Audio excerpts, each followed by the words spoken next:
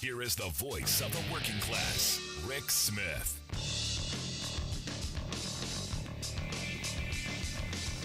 And welcome, brothers, sisters, working class heroes. This is the Rick Smith Show. Thanks so much for being here today on the big program. Lots to get to, lots to talk about.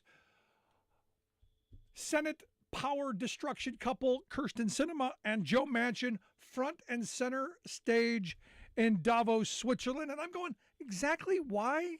Why Senator Dipsy Doo and the oil mansion are there in Switzerland? Don't they have work to do? And never mind. Rest assured, rich people, they've got your back in the Senate.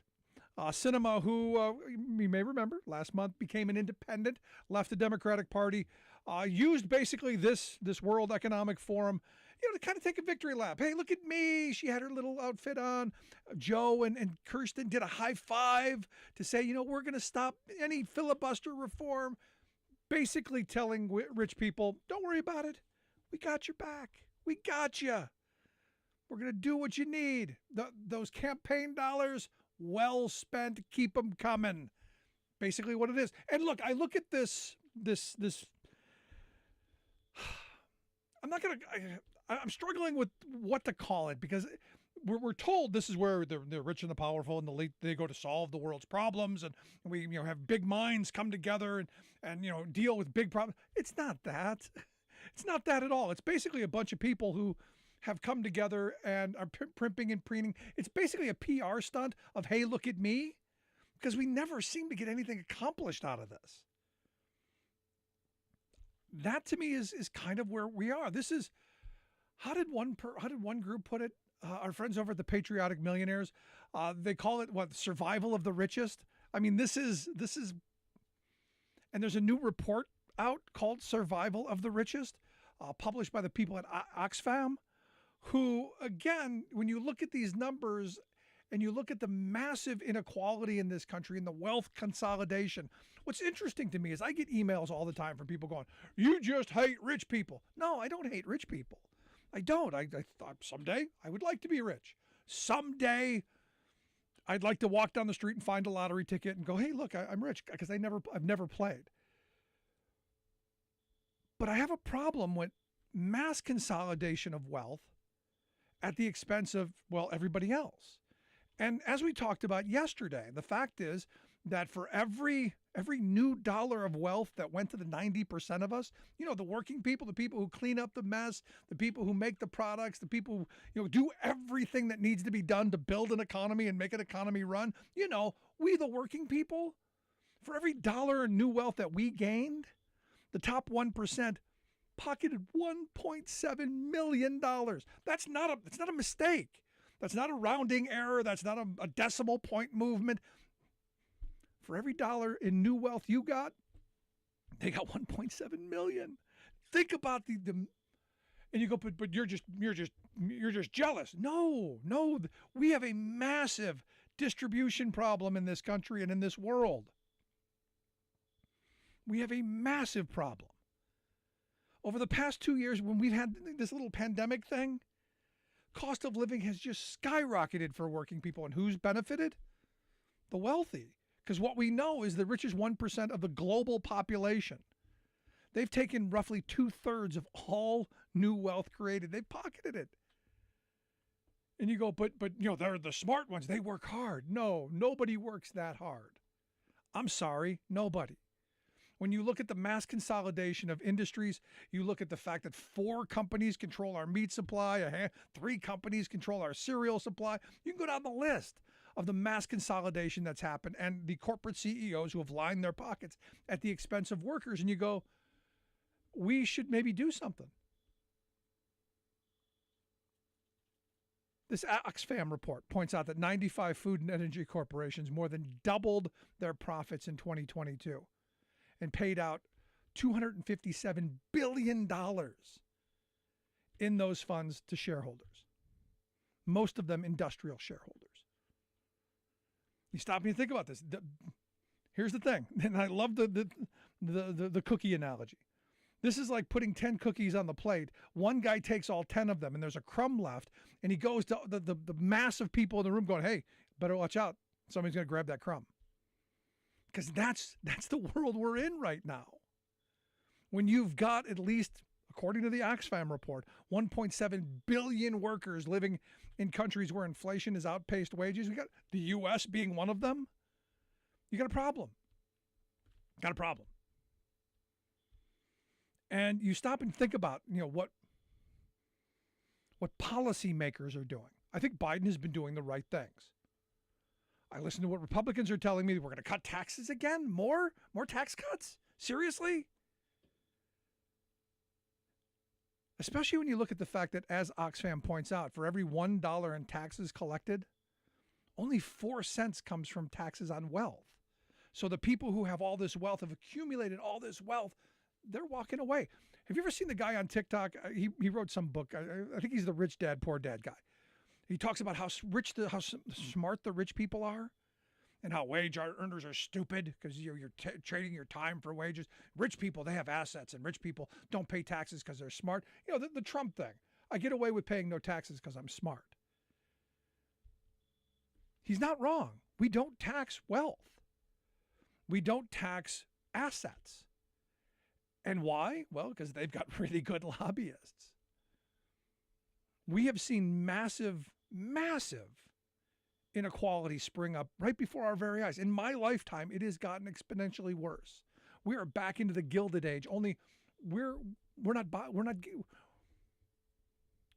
suffering enough because we still have something of a social safety net. We still have something of labor laws that ensure a basic bottom line ability to survive. I don't have a problem with rich people. I have a problem with, oh my God, rich people. The kind of wealth that generations aren't going to be able to spend.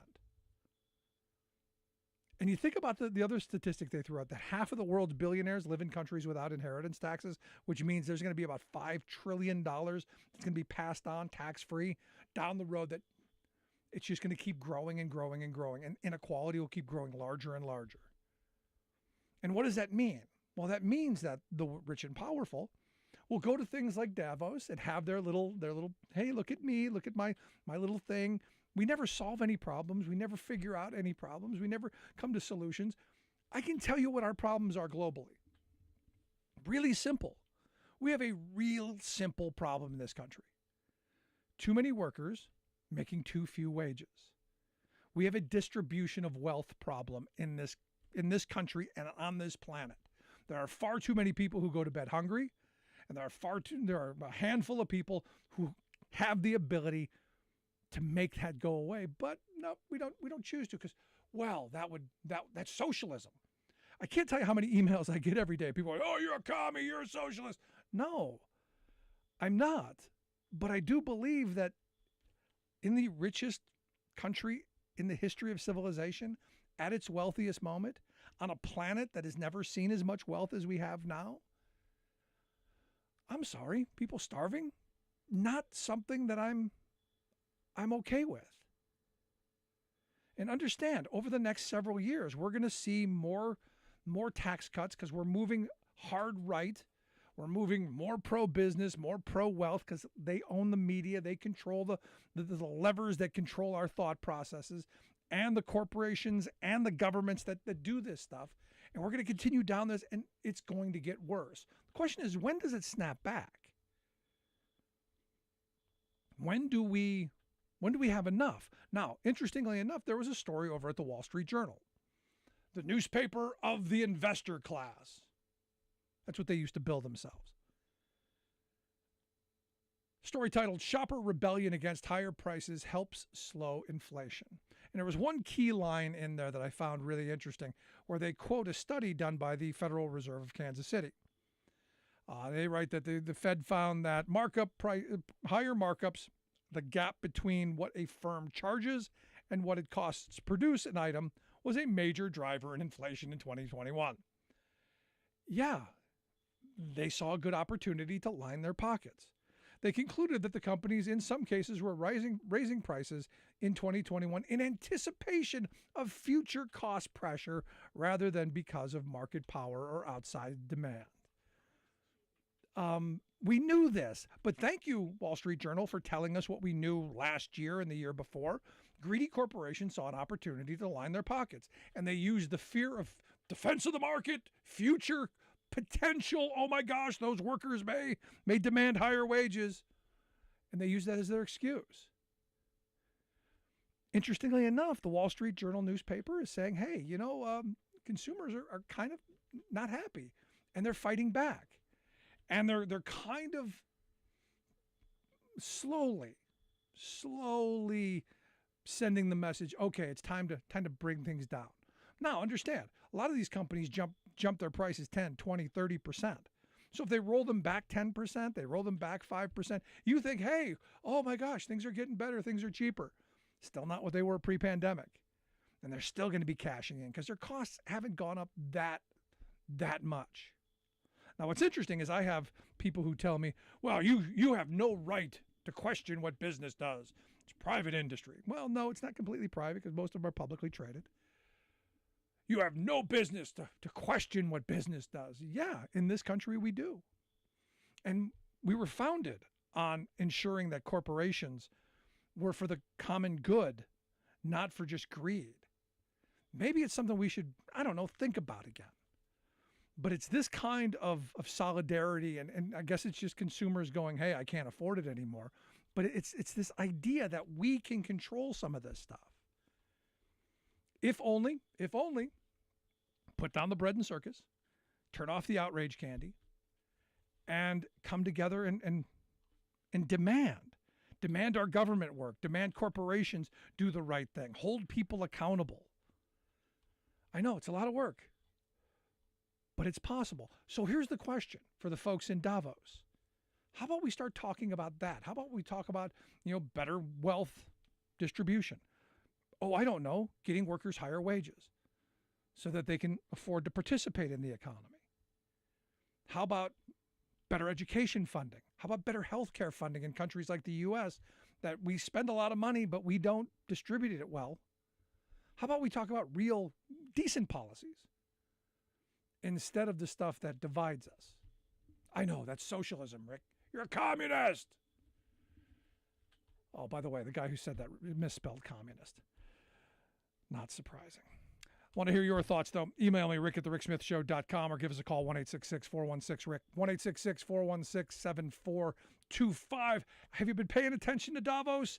Interested in what's going to come out of the little PR stunt?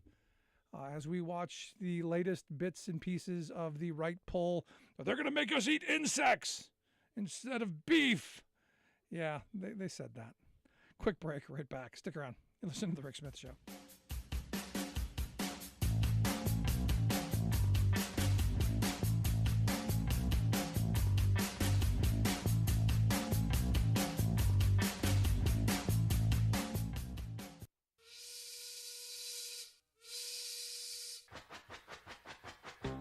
If you're a fan of the show, you've heard our labor history in 2 segments, and you can hear them on the radio pretty much anywhere in the U.S. Labor history has never been more important than it is right now. So here's what we'd like you to do. Tell a teacher. Tell a teacher that labor history is important and that they can get digestible 2-minute lessons that are absolutely free. Free to download, free to use, free to share. Tell a teacher to go to thericksmithshow.com/history and help us put labor back where it belongs, in the classroom. Generations of American workers fought, bled, and died to build the American way of life. It's our job to keep their stories alive. Go tell a teacher that we're here to help them do just that. Find us at thericksmithshow.com/history today.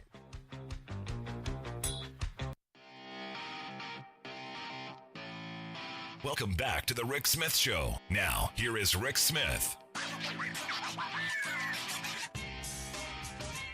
So yesterday on the program, I angered some of the evangelical Christian crowd because, boy, the email box was full.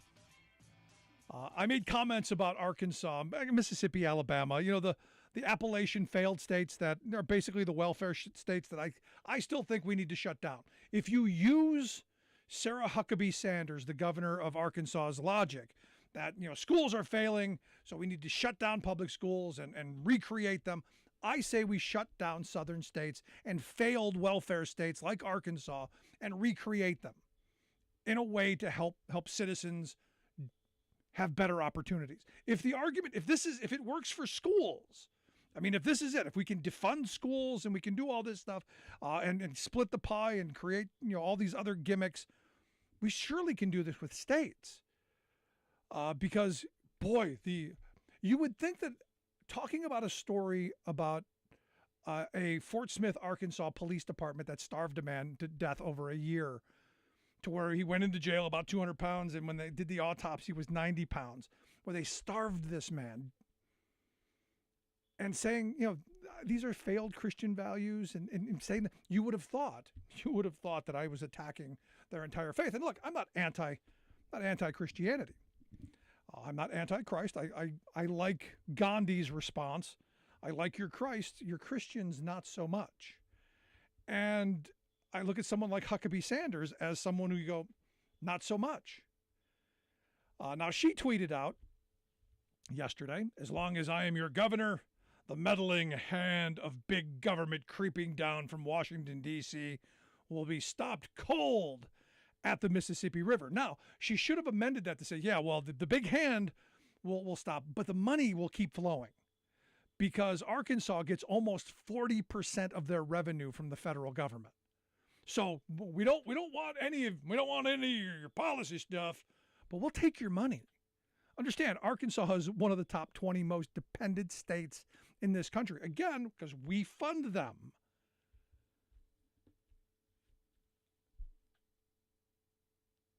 The thing that's amazing is you look at the most dependent, the welfare states. 8 of the top most dependent states in this country are red states. You go 9 if you look at Maine, which flips back and forth between being a red state and a blue state. It's kind of somewhere in the middle. But 8.5 of the top 9 states are welfare states. And guess which ones they are?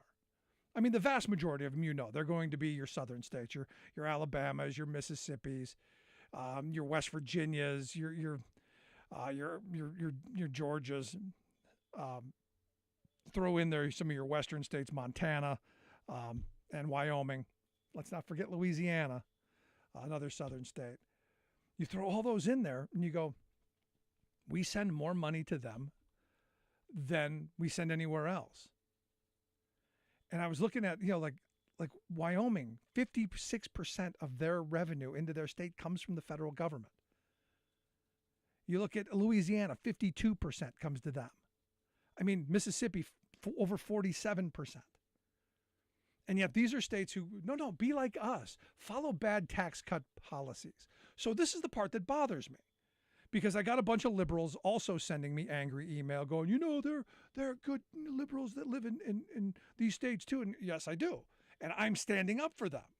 It's time that they get some representation as well. It's time that working people get some representation in these failed states where we know wages are lower, healthcare coverage is lower, retirement security is lower, safe working conditions aren't there, where we know all of the negatives are high and all of the positives are low. We get this. And yet we have those folks from those states running the federal government into the ground while telling us that it doesn't work. This is why there's got to be a movement in this moment that we go, you know what? We've got to get rid of these failed states. Because understand, these states have turned radical. And what's happened over the last 40 years is the right has masterfully pushed this extremism, this intolerance that is literally tearing us apart. And look, the left can be loony out on the fringe as well. But at least they're talking about expanding personal liberty and expanding personal freedom. I may not agree with your lifestyle choice or whatever you do within the confines of your four walls, but you know what? It's your right to do it. Same thing with my Christian friends who, you hate Christians. No, I don't. I hate extremism and intolerance. I hate people who are going to point their finger at me and tell me you have to do what I tell you because of, well, I believe something. Now, the right has taken us in this weird kind of bizarre direction. I mean, they're lost in some cesspool of white nationalism, anti-Semitism, Trumpism, some bizarre economic theories that twisted evangelical theory. I mean, you listen to some of the stuff they come out with, anti-science conspiracy theories, and just plain ridiculous legal theory. And that's just the Supreme Court. You look at these QAnon states and you go, how do we deal with this? And I've got my left friends, no, we've got to talk to them. We've got to engage. And I think we do.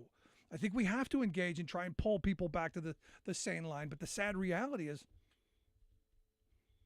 these people are dangerous. It's the threats, the kind of things that I get from people. It's amazing. And they do it under this guise of we're patriots. Because they've been sold this fantasy. They've been sold this idea. And I look at, the January 6th insurrection. Those folks believed wholeheartedly. And I don't doubt that they believed to their core, to their soul, that they were doing something patriotic. I don't doubt that. I don't doubt that the dupes who spent their own money to get down there, not the institutional groups, not the ones who were behind the scenes funding this kind of stuff and directing it, they knew what they were doing.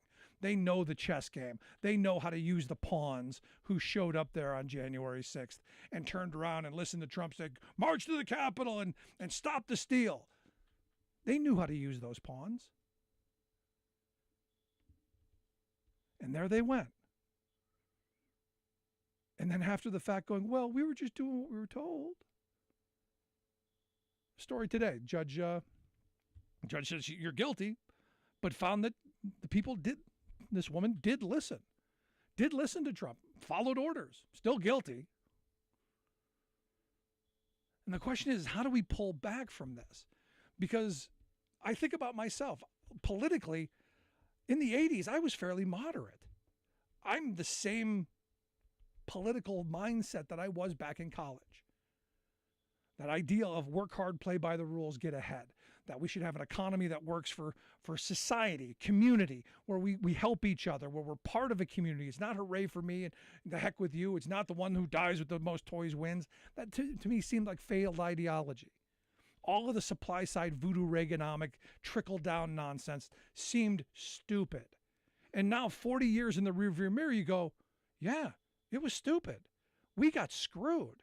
The working class got stiffed, and badly. It worked perfectly, mind you. It worked exactly as it was supposed to. It made the wealthy wealthier. It made the powerful more powerful. It made corporations untouchable. The average everyday working stiff like you and me, we're working harder and longer for less and less. And the only thing that they're giving us in the bread and circus that is the daily life of an American worker is outrage candy against someone they don't even know. So the question is, how much longer are we going to put up with it? And when do we finally start pushing back and saying, you know what, this inflation, this is corporate driven.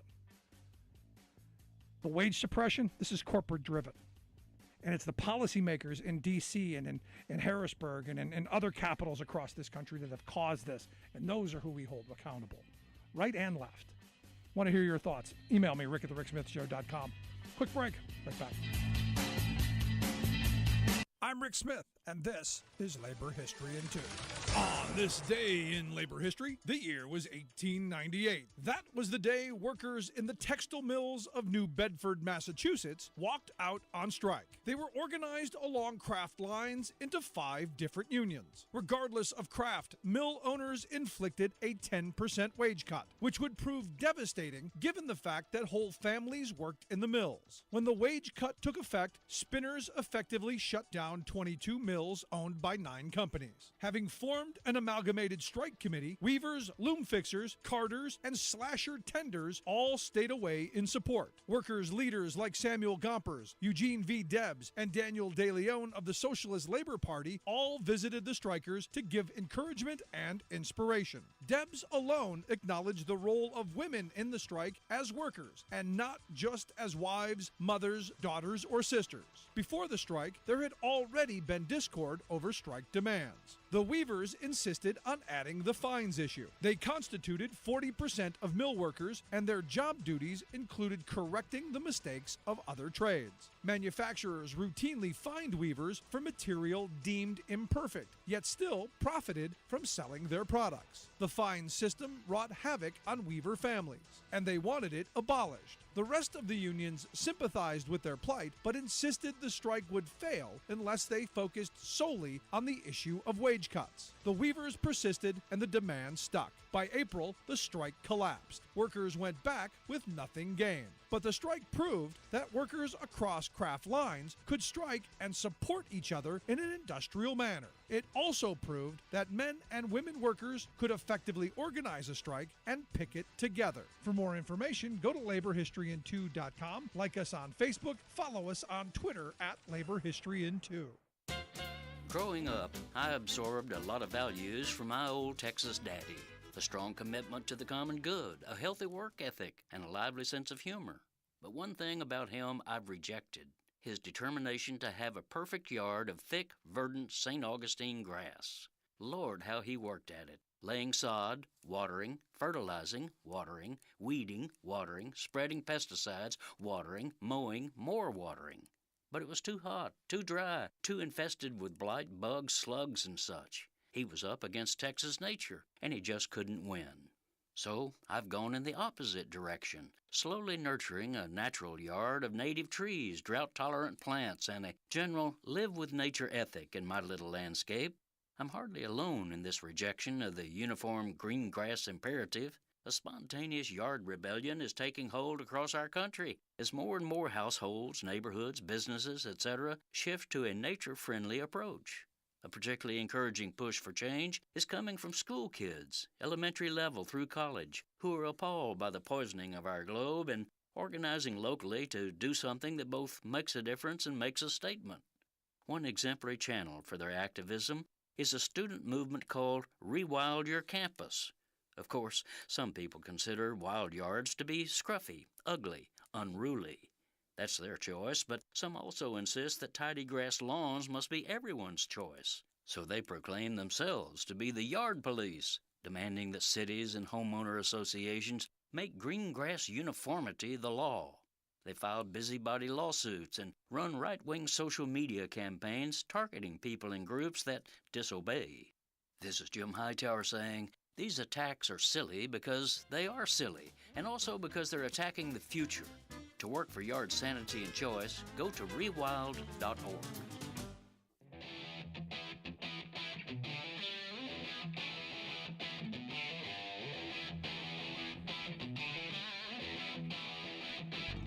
Welcome back to the Rick Smith Show. Now, here is Rick Smith. So I got to tell you, I love this. Politico had a story today with, or actually this was Friday, I believe, with Brian Kemp. Brian Kemp and the electric car, and they called it a love story. And there was a line in there that caught my attention that I just thought was hysterical. They wrote, a former real estate developer who wears a cowboy hat, wears cowboy boots with his suit, and scrunches his brow in a fashion of George W. Bush. The 59-year-old Kemp has emerged as a curious figure on the American right, a conservative hardliner whose enthusiasm for tax cuts and guns is matched only by his passion for charging stations and battery recycling. I'm going, wow, match that story with the story coming out of Wyoming, where you've got a group of legislators there who want to ban electric vehicles by 2035 because, well, it's going to hurt the gas industry. Interesting little juxtaposition you have on the right, and it's going to be interesting how they fight this out and where it goes. And here to share some thoughts on just how crazy this appears, because it looks very bizarre on the outside to me. I've asked my good friend Scott Paul to come talk with us. Scott's the president of the Alliance for American Manufacturing, AmericanManufacturing.org, the website. Scott, thanks for taking time for us. Hey, Rick, it's great to be with you. So interesting, kind of polar opposites in the Republican Party. Kemp, who seems to be embracing the new technology, may not buy any of the climate stuff, but sees it as, I think, jobs and all of that. And on the other side, nope, we want to go back to good old gas, diesel, guzzling stuff. Yeah, yeah, it's interesting because I've we've both been working on these issues for a long time, right?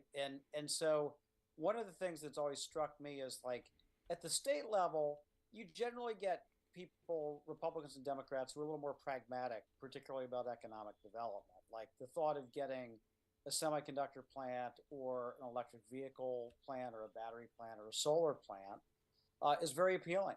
And so philosophy starts to erode a little bit in most cases.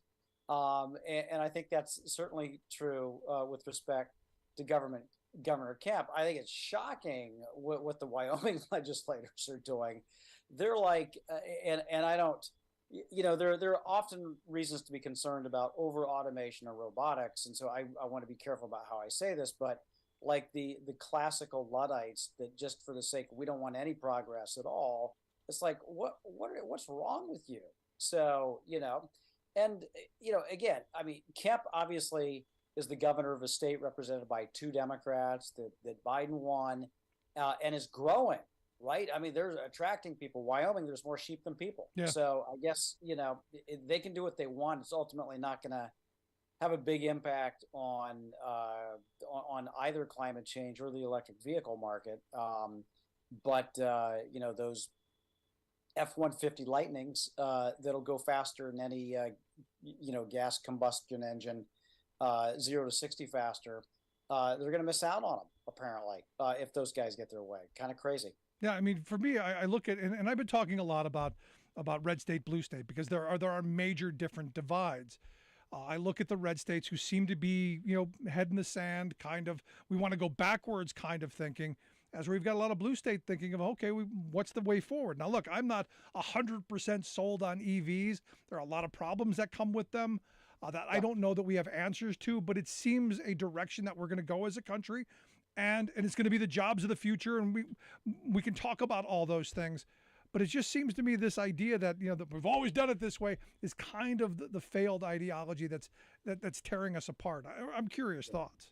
Yeah, well, look, I think you're right, and clearly, if you're not persuaded by the climate rationale, I think a lot of consumers are looking and say, you know what, this is going to save me money from a power perspective over 5 years, or whatever reason they want to do it, right? And so I think that's taken care of itself because you see, the number of EVs being sold every year in America is increasing exponentially. Yep. And so I think we're at the very lower end of this. And so Rick, but the thing that's really interesting to me is, so you have Kemp, who obviously is the governor, who didn't have to vote on the Inflation Reduction Act or the infrastructure bill or the CHIPS Act or anything like that. But then you also have a bunch of Republicans in Congress who did vote against these things. And companies are locating solar panel production or wind turbine manufacturing facilities or battery facilities or electric vehicle assembly plants in their states. And so, like there's a big, try not to choke when you hear this, but like this Q Cells, which is a big solar company, announced the biggest kind of like integrated solar manufacturing investment in America. That's going to be from raw materials to finished product, which is extraordinary given the state of the supply chain today. And it's in Marjorie Taylor Greene's district in Georgia. So I don't know how she's going to stumble around the logic of being so unalterably opposed to all of these things, but having thousands of people, literally thousands of people, because it's going to be like 2,500 people who work at this thing. So which may make it the largest employer in her, in her district ultimately, but that's going to be some twisted logic Yeah. to try to. No, but the other part of this, resolve that. my mind goes to, how is it now we're now using all these federal dollars from the Inflation Reduction Act and the CHIPS Act and all the things to reshore manufacturing to reward people who are against it. It shouldn't. There's part of me goes, why are we putting them in those places?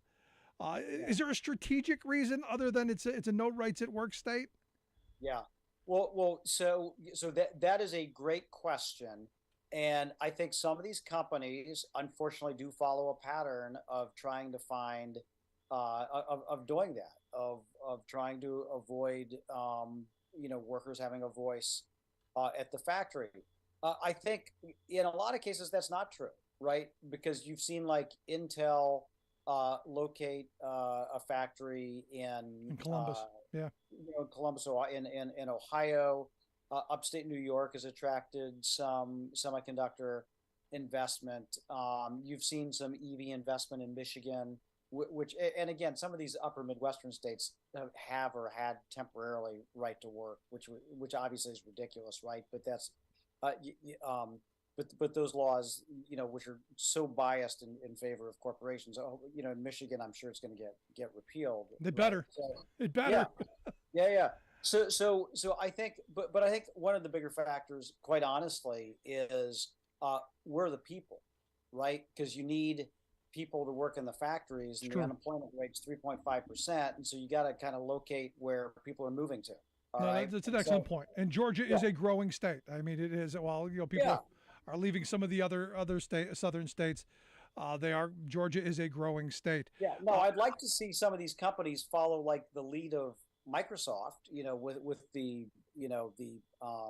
some of the gaming employees they have, where they had a neutrality agreement and they're organized. So it's possible to do it in like tech and other things, but you got to have an employer who's committed to it too. And my hope is that, Biden Democratic governors can persuade, obviously Kemp's not going to do that, but Democratic governors can persuade companies to do a bit more of that and see the virtues and the benefits of doing that. Yeah, because clearly we're not getting any major comprehensive labor law reform anytime soon with Kyrsten Sinema and Joe Manchin in the Senate.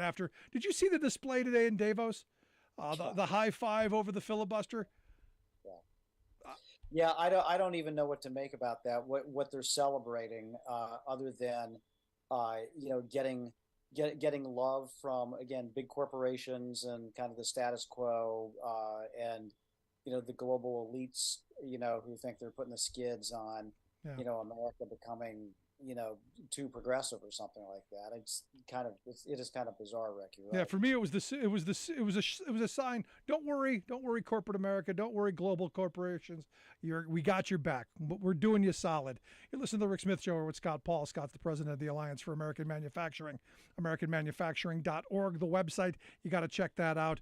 Now here's the thing. I go back to this CHIPS Act. I go back to the Inflation Reduction Act. These are long-term policies going to pay dividends for years into the future. Sadly, we're tip of the nose political people. It's about the here and now. Does this messaging help that we see these plants coming online? My fear is that over the next couple of years, it's not going to happen fast enough. But I'm curious: is the rollout, is it happening quick enough? Are we seeing this manufacturing coming back where it's going to be noticeable in a discerning way?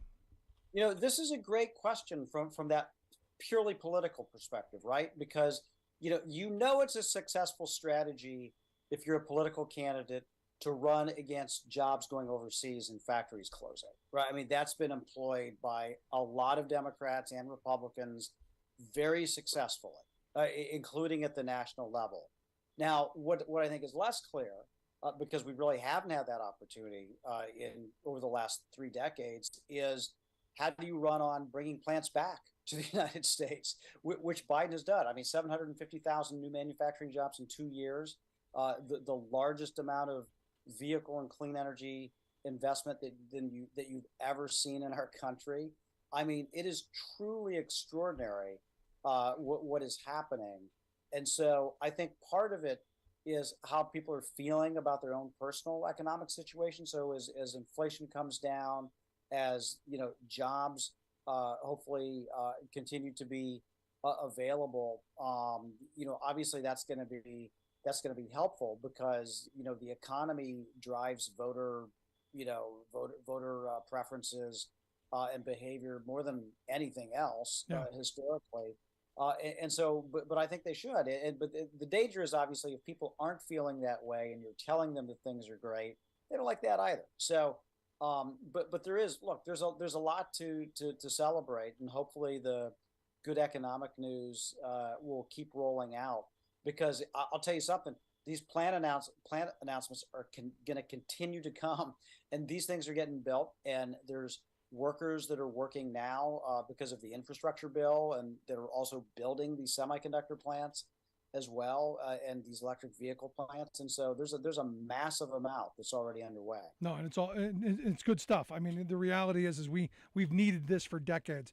But the reason I bring this up is it a realigning of global manufacturing. It's a realigning of our supply chains.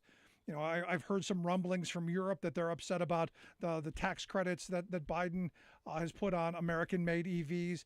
I know Janet Yellen's supposed to meet with the vice premier of China tomorrow in Switzerland, and there's some tension there. How do you see this kind of, as we're reclaiming some manufacturers, we're holding on to future manufacturing? How do you see this playing out around the globe? Yeah, this is a great question. And so, and we were out of the game for so many decades, and it was just taken for granted that the United States would kind of grin and bear it while we gave our jobs away, and we didn't do any of this. And so now that first you had kind of like the bull in the china shop in the form of Donald Trump, who talked a lot about this, did some things about it, but wasn't very strategic about any of it. The hope that Biden would do a 180-degree reversal. I think for the Europeans, for the Chinese government, I think that's they know that's not going to happen now, and in fact, Biden's going to be more effective in the way that he implements these tools with respect to trade policy or the Made in America aspects to the tax credits or to the spending. And so I do think that policy is here to stay. I don't think we're going to alter it for the Europeans. I think what we've told the Europeans is you should do the same thing. You should have your own Buy European program for clean energy. And so I think finally, slowly, they're they're gravitating towards that because they realize that Biden's not going to back down. Yeah, no, I mean, this is what I've been saying about Biden. And look, everyone's, people have their visceral reactions, and I've got people who've, called him all kinds of horrible names. For me, ultimately, I could care less about the noise. It's about the fact that he is undoing 40, 50 years of neoliberalism that's torn down borders and has made trade something that is not, we're not trading anything. We're simply buying things from a cheaper labor source and bringing it back into this country, and corporations making wild profits. I see him as somewhat moving us towards changing those. I would love to see those borders pop back up again. Domestic production for domestic consumption, something I've been saying for almost 2 decades now on this show. Yeah, yeah, and look, we're getting there, and you alluded to this. I mean, the data are showing some progress, and in business investment by U.S. companies in China plateaued and is now going down. Okay, which is pretty significant. Chinese imports as a share of our trade deficit, that's being reduced too. I'm not going to pretend like these things don't exist because they're still massive. Oh, massive. We still have a massive imbalance, and some of that Chinese imports, they're getting displaced by imports from Mexico, imports from Vietnam, and so we do have reason to still be concerned very much about the trade policy and other aspects of that. But we are, we're no longer at like peak neoliberalism, peak free trade, peak globalization. We're on the other side of that into something new, and I think that there will be turns back and forth probably. But I think in general, you're going to see much more of this certainly regionalization of production like we do for automobiles. And we've been able to I think mostly hold our own with that strategy, and that's certainly the way the electric vehicle tax benefit is or $7,500 dollar credit is structured too. It's a North American credit, and so Right. I think there's a realization that we that we probably have a fighting chance there, and so so yeah, the data are showing that, and I also think another important thing is like the whiz kid MBAs and the management consulting firms are no longer saying go produce something in China.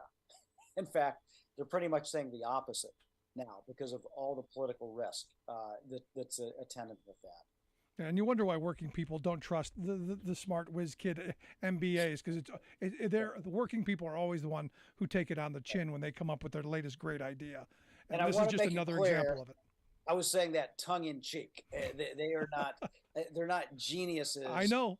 By any stretch of the imagination. It's like a herd mentality, and then everybody copies each other's idea, and then you end up with the kind of disaster that we've had. And now they're all saying, "Oh wow, we now listen to our strategy. It's bring some of this back. Aren't we smart?" And it's like, no, not really.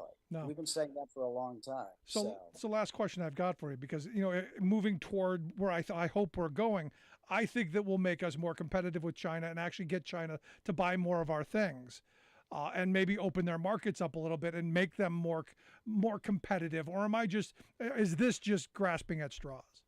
Well, that's a great question. I think that's an unknown, and certainly, the Chinese leader Xi Jinping does have this kind of fortress mentality where he wants to build up Chinese technological capabilities from the inside, and still try to game the global trading system. However, he's got a shrinking population. Their growth is going to slow down. And so, Rick, to your point, they are going to have to think about how they do this, and just depending on exports and state subsidies is not going to work the same way for China as it worked in the past. And Yeah. so there may be some hope, but at the same time, his kind of nationalistic streak is going to work against our getting more products in there as well. Well, we'll see how this plays out. I'm happy with what Biden's doing thus far. We need to stay the course on this front, and keep down this path and reclaim some of our manufacturing and actually make things here again. But Scott, I appreciate the time. As always, good stuff, my friend. Rick, great to be with you. Thanks so much. Thanks so much. Our good friend Scott Paul. Make sure you check out their website, AmericanManufacturing.org. We'll get links out on social media how you can take a look at that. Gonna take a quick break. Right back. Stick around. You're listening to The Rick Smith Show.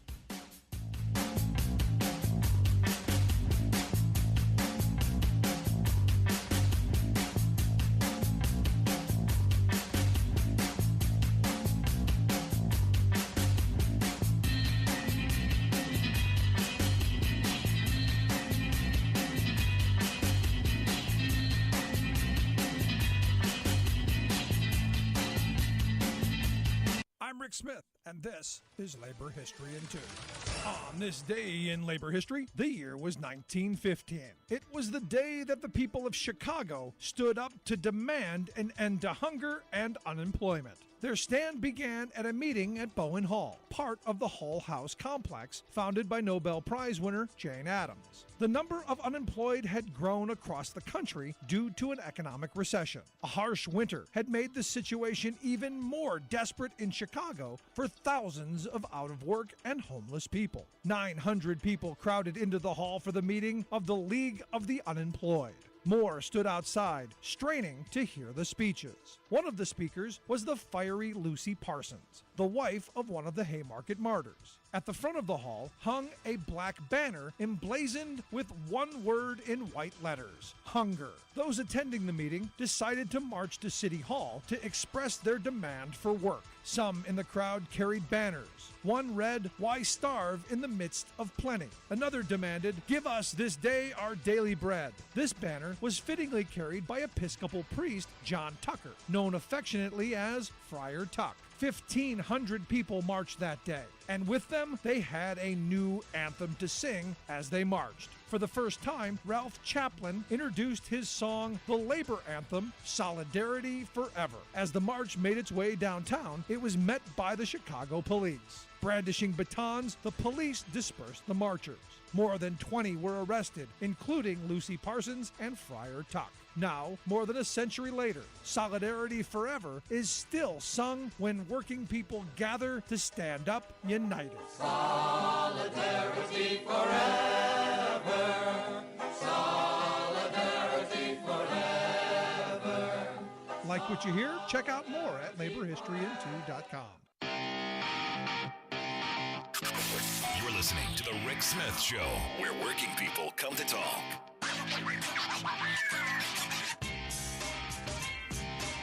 So, congressional assignments coming out. Marjorie Trainwreck Green, she's on the Homeland Security Committee. Boy, I feel safer already. Paul Gosar, the dentist guy, he's a crazy one. He's going to be on the House Natural Resource Committee. Now, remember, these are the two that Democrats got thrown off of their committees for various insanity. And I said from the beginning, and I'll stick with it, should have never done that. It was a dumb thing to do. Should have left them there. Should have never taken Marjorie three names off the Education Committee. Simply because anytime you would want to increase funding, and we need to increase funding for education, you just turn to her and go, look, Exhibit A, Your Honor, the reason why we need a more educated populace. Also, George Santos, remember him? Yeah, the liar. Let's go with liar. Evidently, he's got a committee assignment. McCarthy, I guess, decided, yep, we're going to give him one. He's on the Small Business Committee, which I find interesting since, he claims that he doubled the profits at Goldman Sachs, a place where he never actually worked. He got an MBA from NYU, a place where he never attended. Yeah. Let the fun begin. And speaking of crazy, have you been following this story out of New Mexico, where evidently, some people were shooting at the homes of Democratic representatives? Well, they arrested a guy. He calls himself the MAGA King. Solomon Pena is his name. He's an election denier. He lost an election in a squeaker. I mean, it was really a squeaker. He refused to concede his House District 14 race. He's researching his options, he said. For those who don't know what the election results were, the person who won, Miguel Garcia, won 74% of the vote. Pena got 26. But it was a squeaker. He's checking his options. Because somehow, almost 50% of the people that 50% margin, they must have been illegals. If you follow the Trump logic, if you follow the down the rabbit hole logic, the QAnon kooky stuff, yeah. But evidently he's been arrested because evidently he paid some people to shoot up these homes. He orchestrated 4 shootings of elected Democrats. Yeah, this is the kind of scary people that we're dealing with. Not in touch with reality. And I keep saying we need to have some massive group therapy. Some massive funding on mental health treatment, and just plain sanity. Now, North Dakota, they've decided they're going to purify their state. They are going to ban sexually explicit books. So anything that mentions sex, anything, gone. Now, what's interesting is this is one of the states that if you look at like Pornhub statistics, one of the states really high. I can justify that by going, Pornhub is an internet site with videos. They're against books. So it's the reading they have a problem. It's not the sex. It's not the graphic stuff. It's the reading they have a problem with. I've boiled it down to the simplest form. It's the reading. That's simple. Crazy, isn't it? What a crazy world we live in. I'd love to hear your thoughts. Email me, rick@thericksmithshow.com. If you missed any portion of the program, make sure you grab the podcast wherever you find your favorite podcasts. You'll find ours from Stitcher to Podbean, iHeart, iTunes, all of them. And if we're not where you find yours, let us know. Email me, rick@thericksmithshow.com.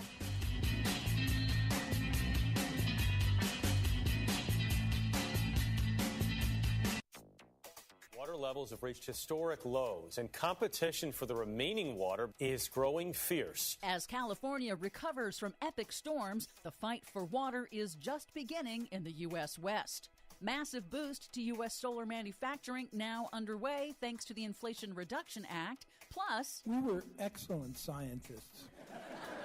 Exxon scientists in the 1970s accurately predicted today's warming levels and weather disasters. All of those accurate and ignored predictions and more straight ahead. From BradBlog.com, I'm Brad Friedman. And I'm Desi Doyen. Stand by for 6 minutes of independent green news, politics, analysis, and snarky comment. I'm not a conspiracy theorist, but when the government takes control of your ability to cook, heat, travel, and eat, the alarm bells really start to ring. Those aren't alarm bells ringing in your head, Stuart Varney of Fox News.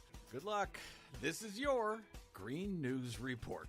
Okay, Desi Doyen, after about 3 weeks, I'm happy to say things are finally beginning to dry out here in California, and that may not be good news, unfortunately. Well, California has begun the costly process of repairing damage from that series of intense atmospheric river storms and floods that destroyed infrastructure and crops and killed at least 19 people. Even with all of that torrential rain, officials say the state's reservoirs are still only about 80% full on average. The rains helped, but won't end the state's 20-year historic drought.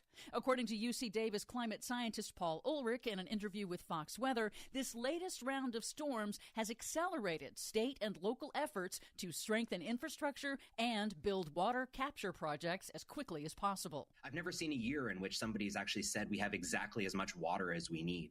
We're going to see a lot more state investment in building up that infrastructure, reinforcing our existing infrastructure, and making sure that we're prepared whether we get hit by drought or flood. Not a moment too soon. In Arizona, the historic western megadrought is shrinking the Colorado River, ushering in the era of water competition. On January 1st, the city of Scottsdale, which gets the majority of its water from the Colorado River, has cut off the tiny rural community of Rio Verde Foothills from the city water supply that the neighborhood has relied on for decades, saying that there is not enough to share. Water is now delivered by truck. Prices have nearly tripled, and potential solutions are mired in political division and dwindling options. These folks are out there in the middle of the desert. A lot of them have no wells. Those people who have wells have seen them dry up, and they're not getting any help. This is just the beginning. In recent comments to CBS News, Scottsdale Mayor David Ortega underscored the tough decisions ahead in the arid state. They should manage their own destiny with their own water.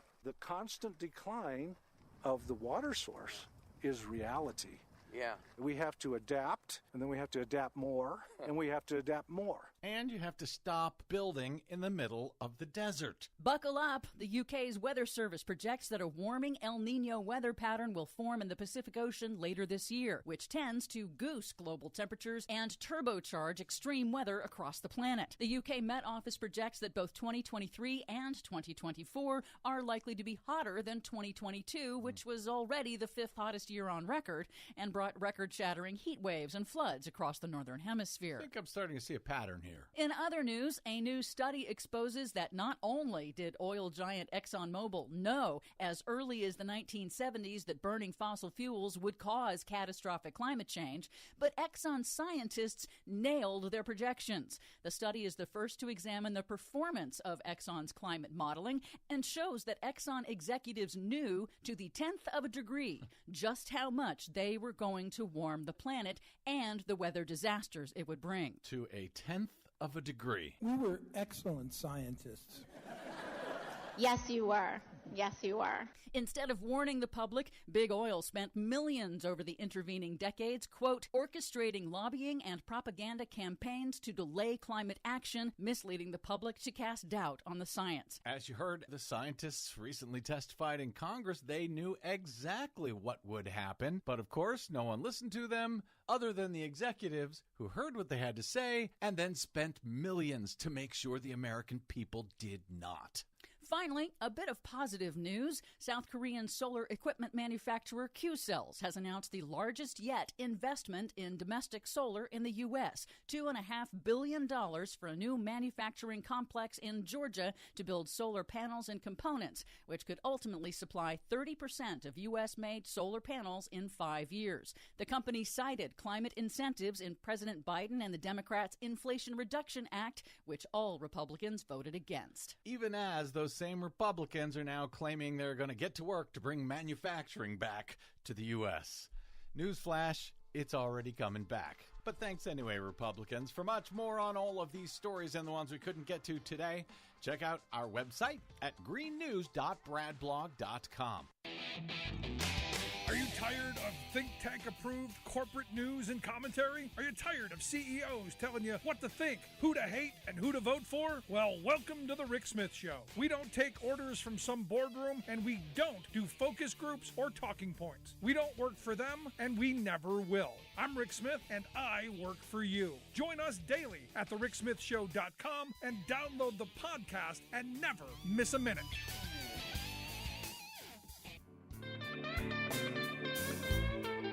Welcome back to the Rick Smith Show. Now, here is Rick Smith. So I made the very important call to my daughter who has a gas stove just to make sure she still has it. The stove police, the stove troopers have not kicked in the front door and stolen her stove and her furnace. It's still there, amazingly. Remarkably, because if you listened to the news last week, stove troopers were teaming up with MS-13 to steal your stoves. They were coming for it. And you had politicians saying, "For my cold, dead hands." Yeah, that's how ludicrous this whole thing has become. And look, nobody was talking about taking your stove. Nobody. They were simply saying, hey, there's some risks here. Maybe we should talk about it. Anyway, here to share some thoughts on just how ludicrous last week was and how it all filters. Because this is one of those exercises, and take a look at what the right-wing machine can do with even the most ridiculous of stories and how they can feed the outrage candy to the masses. I've asked my good friend Craig Harrington to come talk with us. Craig is the research director over at Media Matters for America, MediaMatters.org, their website. Craig, thanks for taking time for us. Yeah, always a pleasure. Thank you for having me. So I look at this story. Do you still have your, let's start there. Did they come for your gas stove? Had they kicked in your door and stolen your stove? My wife and I do have a gas stove and oven, and it still remains installed in the house. I used it to make some Impossible Burgers tonight, which I imagine the right wing would also be upset about. I'm definitely going to steal stove troopers, though, from now on. I had never heard that or thought of that. It's a moment of zen that I'll definitely keep with me from this conversation, Rick. No, the reality is look, they're masterful at creating this sense of urgency that there's an evil entity out there. The evil empire is coming for your stuff, and it's you. They're coming. They're going to kick in your door and steal from you. And look, people don't want to be taken from. People are as bad as gas stoves may be for you. They want to hold on to them. Ronnie Jackson with his cold dead hands.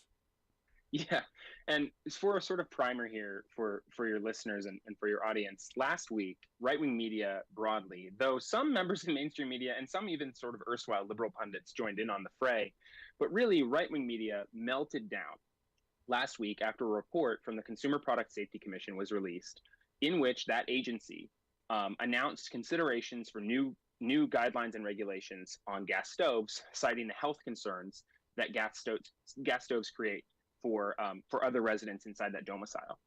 It's important to think about what this report was not. This was not a ban. This was not the Consumer Product Safety Commission proposing a ban on gas stoves, a recall on gas stoves. There are no stove troopers going house to house, ripping them out of your walls. This was a report encouraging markets to voluntarily strengthen their own standards. This is something that lots of regulatory agencies do and actually have a great deal of success with. In the American consumer market, you catch more flies with honey, right? These agencies, these regulatory bodies that are tasked with protecting American consumers and the American public will sometimes release reports like this that are really directed at manufacturers and market makers, and in this case, home builders, who purchase large numbers of gas stoves. And what they're pointing out is that there are these fairly considerable health risks for people who live in a domicile with a gas stove, which are not focused on climate, not focused on methane emissions. It has nothing to do with the Green New Deal. This was specifically the negative health effects associated across the population if you live in a home with a gas stove. And for an individual, the risks are very low, but across the broad market space of the American economy, the risks compound and aggregate, and you actually do have significant health challenges that are created by living in a house with these emissions, specifically carbon monoxide emissions from the unburnt methane gas that goes through the pipes. Carbon monoxide is very poisonous.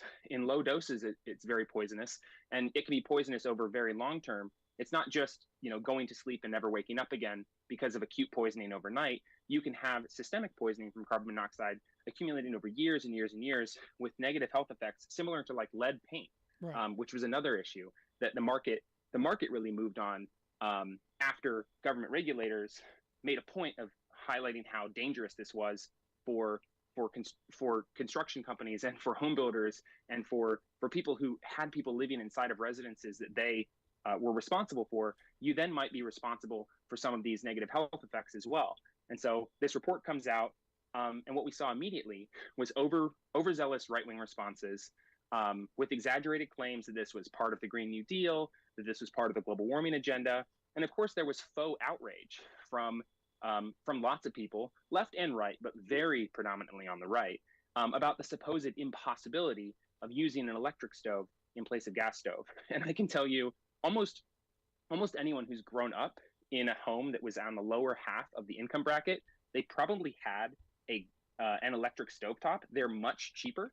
Yep. And so if you grew up in a working class family, a lower middle class family like I did, we had electric stoves. We also eventually moved to a gas range. But if you can use gas and electric virtually interchangeably for most things, unless you're like searing a marshmallow or trying to blister a red bell pepper.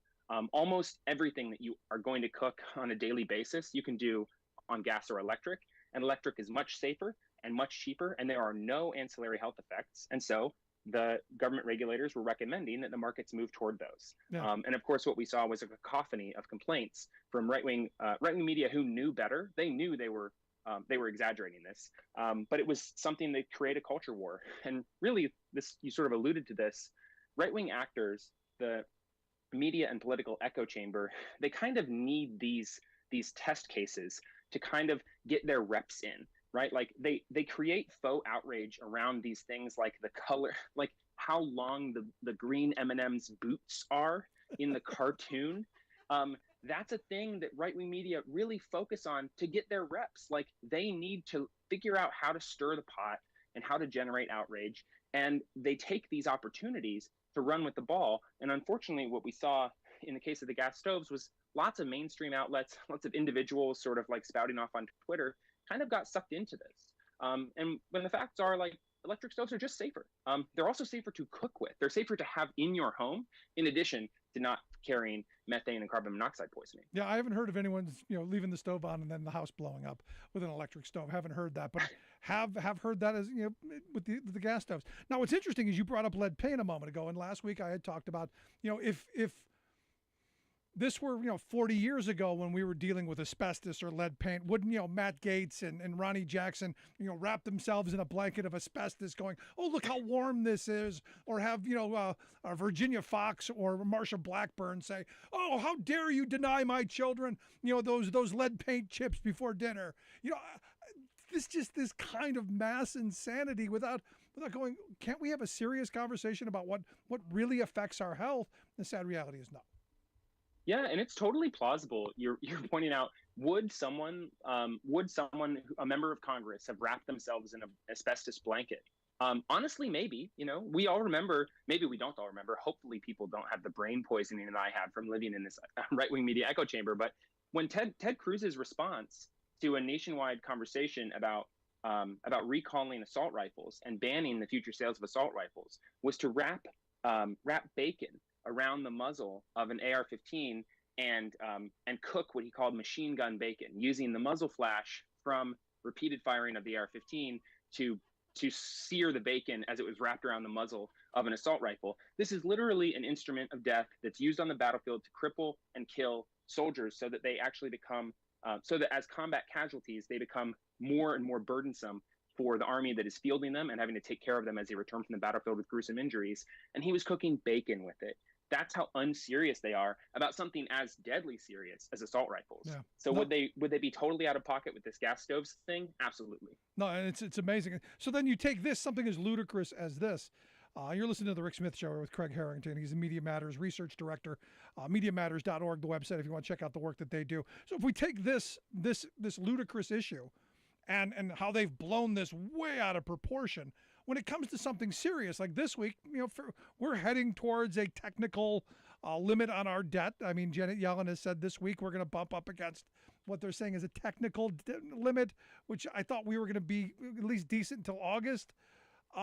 When we get to this, what kind of insane rhetoric are we going to get? Because I truly believe there are people now in our halls of Congress who, to use a better analogy, want to shoot the hostage. They want to default. They want to see what happens when we don't pay our bills. I truly believe that.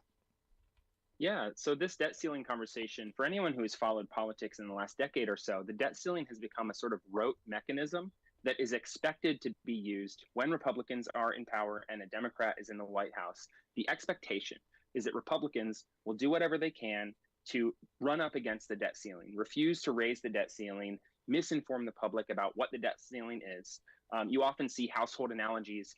Kevin McCarthy was on Fox News earlier today talking about how if your child continued to max out the credit card, you wouldn't keep raising the credit limit for them. You would eventually stop paying for it and teach them a lesson. But that's actually somewhat of a deadbeat lesson. Kevin McCarthy is a member of Congress. He's the one who appropriates the funds. He's the one who chose to spend all of this money. He's a congressional leader. The president is forced to spend money that Congress sends them. This is like if you work in an office place when you have an invoice for like your office equipment. You have to spend it or you lose that appropriation. You have to spend the money. You're obligated to do so. The president isn't the one who ran up the debt. Congress is the one who ran up the debt through their appropriations for funding of projects, many of which are entirely valid and worthwhile. It's not all F-35s. Most of what we spend government money on is social services, Social Security, Medicare, Medicaid, and then there's also discretionary funding for absolutely vital anti-poverty relief programs. What Kevin McCarthy is proposing and what Fox News and their echo chamber continue to promote, particularly the biggest proponent of crashing through the debt ceiling at Fox News is Sean Hannity. What they are proposing is to use up your credit card all the way to the limit, take all that stuff home, and then refuse to pay the bills and get that stuff repossessed, get taken to court and lose your house and have your wages garnished. And that is somehow supposed to teach a lesson in fiscal responsibility. It is totally absurd. The core concept of the debt ceiling argument is built on a lie. And before 2011, before the Tea Party revolution, when Republicans swept through in control of Congress, this control of the House of Representatives, no one had ever seriously had a conversation about refusing to raise the debt ceiling and defaulting on the national debt. In 2011, the United States did not enter technical default, but it was the first time the Treasury Department ever had to enter what was called extraordinary measures, moving around money through accounting gimmicks, not funding certain forms of long-term government investments, so that they could have the cash flow to keep the government open and to make all of their pay all of their obligations on a daily basis. The government had its credit rating downgraded by Standard & Poor's in 2011, and that single downgrade actually cost the government $1.3 billion that year, with more costs in the out years. So these ostensible fiscal conservatives, these Republicans and their right-wing media allies who wanted to cut government spending, forced the Treasury to spend an extra $1.3 billion out of thin air just to service the debt that we had already incurred. Whether or not the government ought to have a balanced budget, that's a debate for economists. And it's actually a debate that we had in the 90s, if anyone remembers. The government had such surpluses that there was considerable worry from conservative and liberal economists that there wasn't enough treasuries out there circulating in the economy, that the American budget surplus was actually going to hurt the global economy, and we needed to start going into debt again. That was a real conversation that like Larry Summers and Alan Greenspan had in public 20 years ago. People have just forgotten about it. But now we've gone through so many iterations of this debt ceiling brinkmanship that the only thing left is what you said. shooting the hostage. John Boehner knew that we couldn't go into default. He didn't want to go into default. Paul Ryan knew that we couldn't go into default, and he didn't want to go into default. It's not clear that Kevin McCarthy actually knows that that he's not telling the truth. And the sad thing is, he has so few votes as a majority in Congress for his speakership. He just fought for a week to become speaker. He was totally humiliated in the public. It became a media spectacle. Is he going to throw away his speakership, avoiding a national default on our sovereign debt? He's fought his whole life to do this. This is literally his only accomplishment as a politician, is getting elected Speaker of the House. Is he going to throw it away so that Jim Jordan can usurp him, or so that Matt Gaetz can toss him out of Congress, all over something as silly as not defaulting? Not likely. But can I spin a different narrative? Because, Please. You said that, the way that they see it is, they'll come and repossess the house and do all this stuff and all the negative stuff that we know probably will happen. The alternative narrative is, look at Donald Trump. You can file bankruptcy several times and you're still rich. You just stiff somebody else. This is someone else's problem. So the narrative that I see is they're saying, well, it's not going to affect us. Screw those poor people in other countries. Screw those poor people. We can do this like Trump has gotten away with. Do you see that as part of this conversation? We're sort of speed running the conversation that we really had that was much more earnest in 2013 and 2015. What we saw then was this proposition from Republicans in Congress, and it was really begun by Fox News pundits, and then it filtered its way into the Republicans in Congress, was this idea of doing prioritized payments so that the government wouldn't fully default on all of its debt. It wouldn't pay any of its foreign creditors, and it would just pay domestic creditors. So the government has, $30 trillion worth of debt. The number is actually immaterial. It doesn't really matter what the number is. And human brains can really only conceive of a number like up to the number 20, like the number after 19. So 30 trillion is a magical number to any human being. No, you're not Einstein. No one knows what that number even is. But so the government has $30 trillion worth of debt, but like 60% of it is owed to Americans, to American companies and American individuals. I own some treasury bonds as part of my retirement. Most people who have diversified retirement portfolios own treasury bonds. And what the Republicans have proposed, and what has been proposed by right-wing media pundits, particularly conservative economic pundits that you see on Fox and elsewhere, is this idea that you would just pay the American creditors and ignore the foreign creditors. The problem is that the foreign creditors are not only they're not just random people. Some of them are huge sovereign wealth funds and very powerful governments: China, Japan, Germany, the United Kingdom. And if we didn't pay them the debts that we owe them, we would shut down their commercial debt markets and potentially send them into an economic tailspin. The United States refusing to pay the treasury obligations we owe China would be tantamount to war. Yeah, but here's the thing. Here's the thing. It would This is where I use the analogy of shooting the hostage. They want to touch the button. It was like Trump when he was in the White House, wanted to drop a nuke. This is that thing. They tell us bad things can happen. Let's see. It's like a child. You tell a child, don't touch the hot stove. They got to touch it.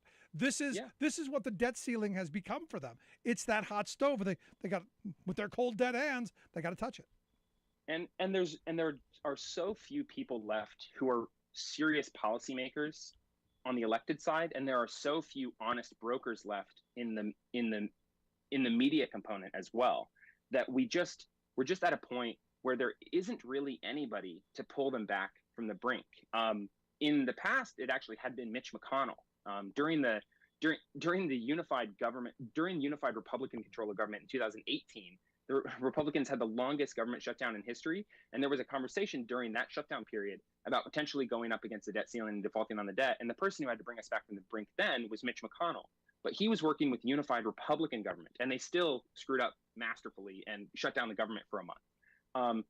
Is he going to be able to broker the same sort of compromise from the minority in this situation, particularly when Matt Iglesias, who's a liberal writer, he was asking on Twitter, I think last night or 2 nights ago, what the non-cynical explanation for Republican behavior and for the media behavior. What's a non-cynical explanation for wanting to crash the debt ceiling and blow up the economy? And what I thought in response to that was, there isn't a non-cynical explanation. There isn't. They want draconian cuts. They want to damage the economy. They just want it to happen to a Democratic president. Yep, the cruelty. But as I say all the time, the cruelty is the point. Yeah. The fact that this will be cruel, this will be painful, this will hurt, that really is kind of the point. So last question real quick. How long does this go? Do you think we're really going to come August end up defaulting? This is really difficult to tell. If I could predict the future, I'd be a very wealthy person and in a different line of work. And so all caveats aside, if you look at the way investment markets are actually reacting to this debt ceiling, not how Bloomberg is reporting it, but actually how the markets are responding, is they now think this is kind of commonplace. We've done this so many times that the investors don't think we're going to crash through. But of course, if you're an investor, if you're a professional market maker, you can't conceive of a world where the United States would default on the sovereign debt. The entire industry would just cease to exist. We've seen analyses that were saying that you could see $15 trillion erased from the economy. That would be, tantamount to 6 or 7 times the COVID crash that we saw in March of 2020, just on the stock markets, just in the United States. The analysts don't think it's going to happen. The media, particularly mainstream analysts, are increasingly worried about it. And liberal pundits really do think, like, Kevin McCarthy could do this. And of course, we know, Media Matters just published something about this today, 48 individual instances just of Sean Hannity since 2011 calling for shutting down the government and crashing through the debt ceiling. 48 times. Wow. 7 of them in the past week, 40 other times in his past life during previous presidencies, including during the Trump administration, when he still wanted to do this kind of stuff. The right-wing echo chamber wants to touch the button. They want to touch the stove. It does seem like House Republican leadership wants to at least try to do so. Will we default? I honestly don't know. But the fact that I don't know is shocking, because it could literally erase the American economy. No, you're right. You're absolutely right. But Craig, I appreciate the time. As this continues, and it will, I hope you'll come back and share some more thoughts with us. Thanks so much. Absolutely. Thank you. Craig Harrington, Media Matters Research Director. Make sure you check out the work that they do over at MediaMatters.org. We'll get links out on social media. Crazy stuff. Right back. Stick around. You're listening to The Rick Smith Show. We're working people. Come to talk.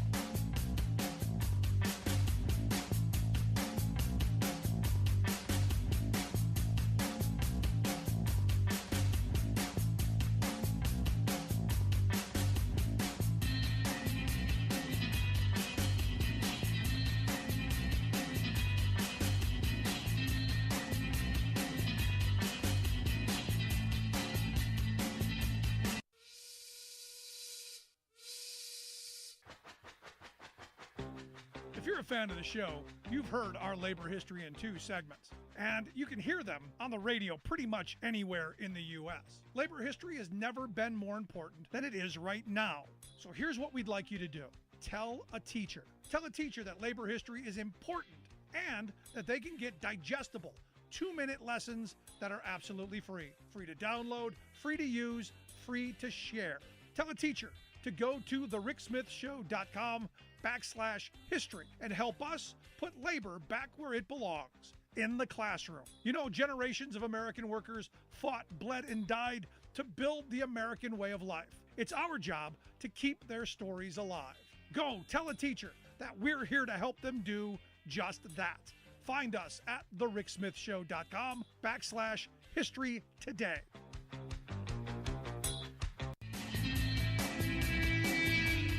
Welcome back to the Rick Smith Show. Now, here is Rick Smith.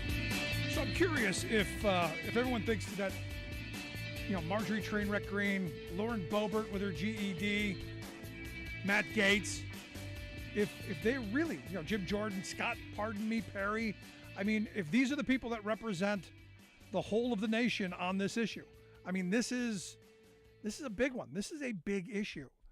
If we default on our obligations, as Craig Harrington said, it could send ripples across not just our economy, but across the globe. And, look, there are some people, and this is where the weird part is, there are some people who want a massive, painful a correction, if you will, to get working people back, get them back where in line, working for poverty wages and desperation. So I'm curious your thoughts. Email me, Rick at thericksmithshow.com. Tell me what you think. Are we heading towards this kind of world? Could we possibly default? And is this something you'd support? Is this something we as a country should allow to happen? It's kind of fascinating once you stop and think about it, that we could come this close and have politicians who are serious about it. What in the past used to be a yawn vote is now a hostage situation. I'm Rick Smith, and this is Labor History. I'm Rick Smith, and this is Labor History in 2. On this day in labor history, the year was 1915. It was the day that the people of Chicago stood up to demand an end to hunger and unemployment. Their stand began at a meeting at Bowen Hall, part of the Hull House complex founded by Nobel Prize winner Jane Addams. The number of unemployed had grown across the country due to an economic recession. A harsh winter had made the situation even more desperate in Chicago for thousands of out-of-work and homeless people. 900 people crowded into the hall for the meeting of the League of the Unemployed. More stood outside, straining to hear the speeches. One of the speakers was the fiery Lucy Parsons, the wife of one of the Haymarket martyrs. At the front of the hall hung a black banner emblazoned with one word in white letters: hunger. Those attending the meeting decided to march to City Hall to express their demand for work. Some in the crowd carried banners. One read, "Why starve in the midst of plenty?" Another demanded, "Give us this day our daily bread." This banner was fittingly carried by Episcopal priest John Tucker, known affectionately as Friar Tuck. 1,500 people marched that day, and with them they had a new anthem to sing as they marched. For the first time, Ralph Chaplin introduced his song, the labor anthem, Solidarity Forever. As the march made its way downtown, it was met by the Chicago police. Brandishing batons, the police dispersed the marchers. More than 20 were arrested, including Lucy Parsons and Friar Tuck. Now, more than a century later, Solidarity Forever is still sung when working people gather to stand up united. Solidarity forever. Solidarity forever. Like what you hear? Check out more at laborhistoryin2.com. Growing up, I absorbed a lot of values from my old Texas daddy.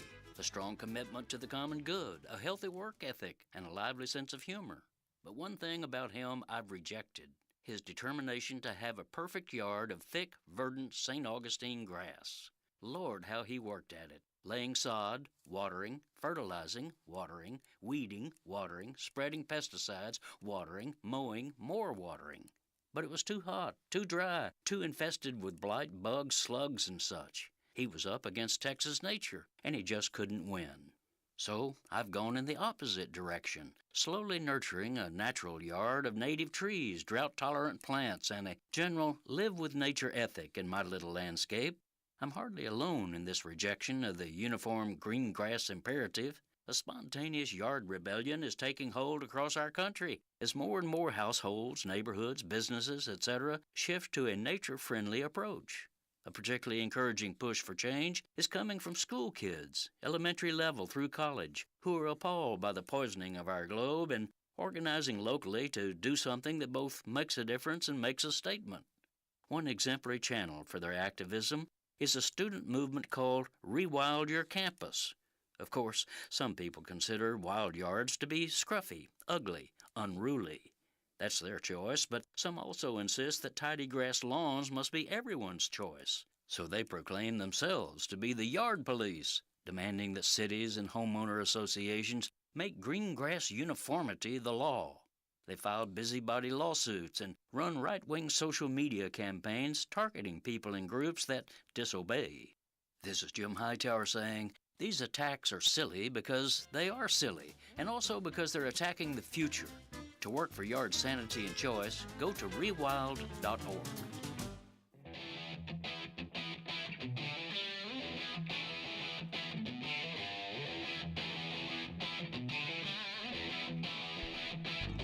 Welcome back to the Rick Smith Show. Now, here is Rick Smith. So you may remember, I think it was last month we were talking about this. The city of Cleveland, the city council in Cleveland passed an ordinance on wage theft. It was the Wage Theft and Payroll Fraud Prevention Ordinance. Say that 10 times fast. But the idea is maybe we protect low-wage workers from being cheated, because we know, according to FBI statistics, if you add up all of the bank robberies, all the gas station stick-ups, all of the robberies in this country, still nowhere near the amount of wage theft. Wage theft is a major crime in this country that never gets prosecuted. Well, maybe we've now got some ordinances that are going to move us in a direction to start holding folks accountable. So over the weekend, there was an op-ed over at cleveland.com that caught my attention titled "Protect Workers from Wage Theft." And I've decided to ask one of the co-authors of the piece to come talk with us. Allie Smith is a Worker Center Network liaison with Policy Matters Ohio, their website, policymattersohio.org. Allie, thanks for taking time for us. Thank you so much for having me. So, I'm looking at this ordinance and I'm going, this is about damn time, because what we know from FBI statistics is all the things we see on the evening news, all the bank robberies, all the gas station stick-ups, all the convenience stores, all that stuff, pale in comparison to the massive ripoff that happens to working people every day. That's right. And, some of the research that kind of supported this and helped people in power see that this was something we need to protect people from is like really shocking. Like you're saying, in Ohio, the average victim of minimum wage non-payment, so that's just one type of wage theft where you're not getting paid the legal minimum wage. The average worker that experiences that kind of wage theft loses $2,900 a year, which is a quarter of their pay. So some of the lowest paid people doing these essential jobs are losing a quarter of their pay to wage theft. If a worker stole $2,900 from their employer, that would be a felony. Oh yeah, they'd put them under the jail, probably. Exactly. So but workers are experiencing that every day with very little protection. And I work closely with the Ohio Worker Centers. There's one in Cincinnati, one in Columbus, and one in Cleveland now. And this is what their bread and butter is: educating people about this, working with people to teach them their rights, first of all, to make sure they know their rights in the workplace, and then connecting them with resources to be made whole. And it's unbelievable. The most common thing that we hear when we educate people about wage theft is, "Oh, that's happened to me. I didn't know what to call it. I didn't know what to do." Yeah. So it's really see. This is where Allie, I go. It's never happened to me, because I've always had a union job. There you go. That's right.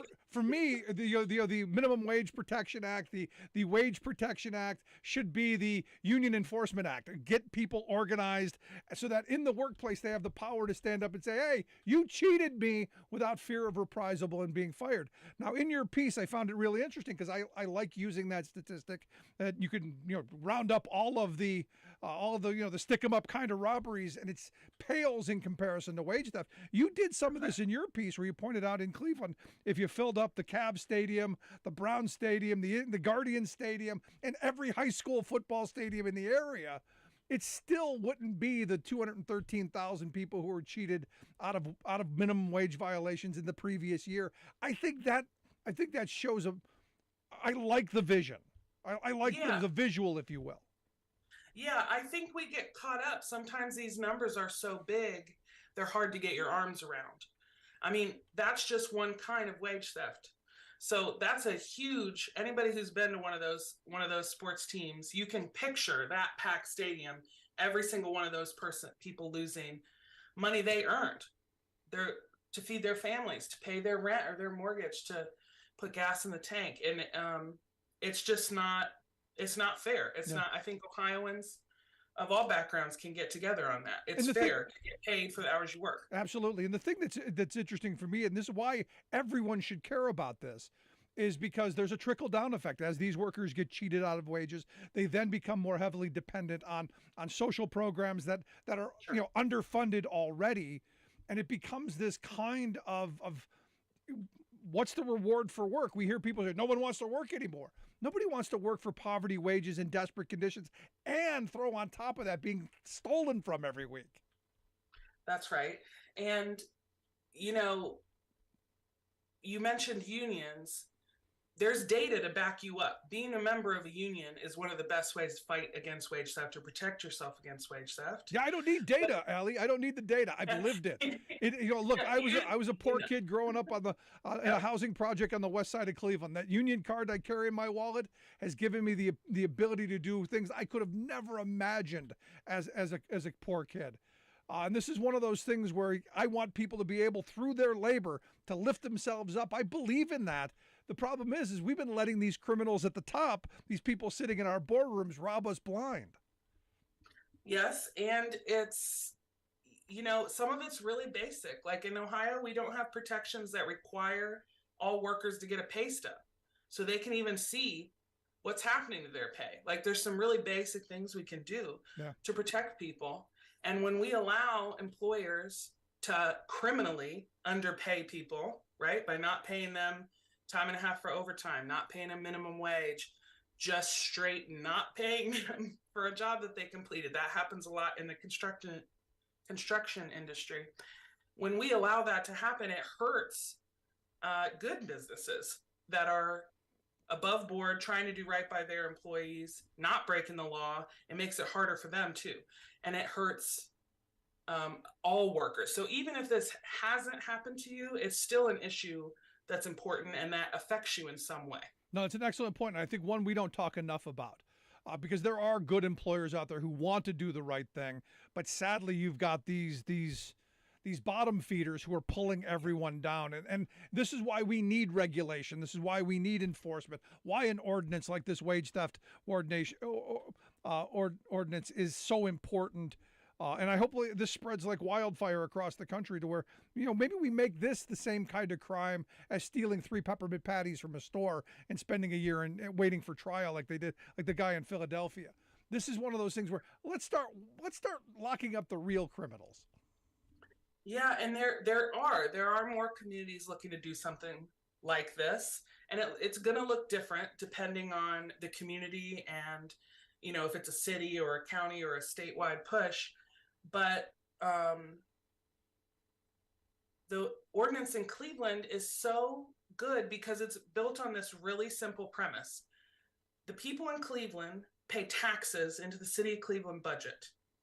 So the people of Cleveland should not be paying to do business with corporations that steal from their employees. Like, period.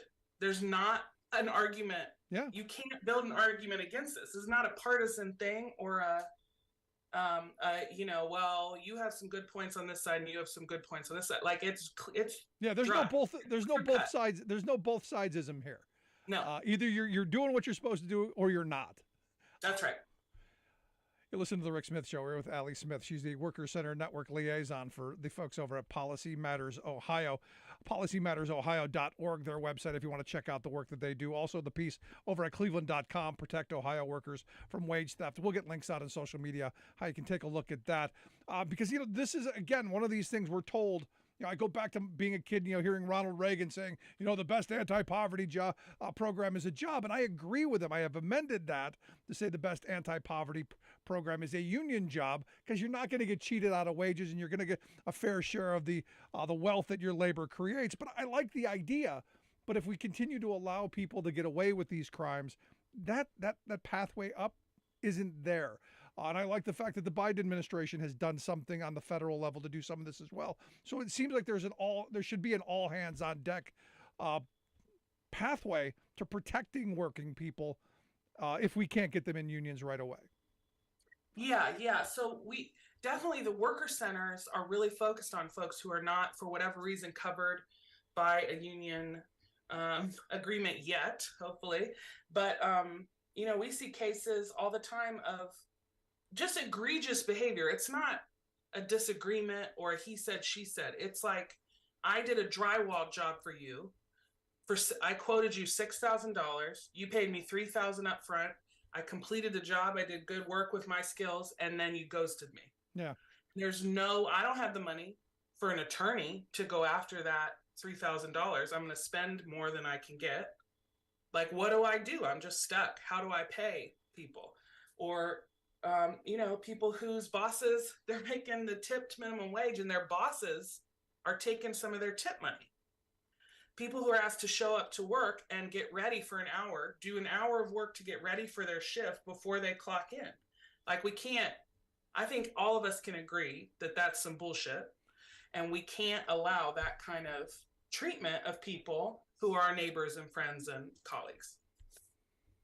I agree with you. Now, you brought up something, the drywall job, because, when most people think of minimum wage violations, when they think of wage theft, it's traditional kind of employment. Have you looked at what happens in the gig world? Because, I'm told it's much worse in the gig world, because your example of doing the drywall job, I see the TikTok videos. I see all of the, the people saying, this person, basically stole this from me and I have no recourse. So how much of this, of your study and your work is just on people in traditional employment and people in the quote unquote new brave new world? Yeah, I mean, gig employees are further disenfranchised, right? Like, the companies try to say, oh, you have more flexibility. This is, there are benefits to this kind of work. But really, they're kind of methodically stripping away the rights that workers have fought and died for over, the 250 years of America. Like, what do I want to say? You have to be educated about your rights. You have to know what your rights are to know when they're being violated. Right. So there's some work to be done there around know your rights. There's also some work to be done that lots of these people who get exploited by these bad employers are undocumented, or have dealt with the criminal justice system, or have these other things that are kind of making them targets or making them vulnerable. But all of those, we all have rights. If you're working, you have some rights. It doesn't matter what employers try to use to divide us. Everybody has some base level rights. Right. And of course, labor law is a beast. But that's why worker centers are so important, because they can help people just learn their rights and figure out what's the right next step for me.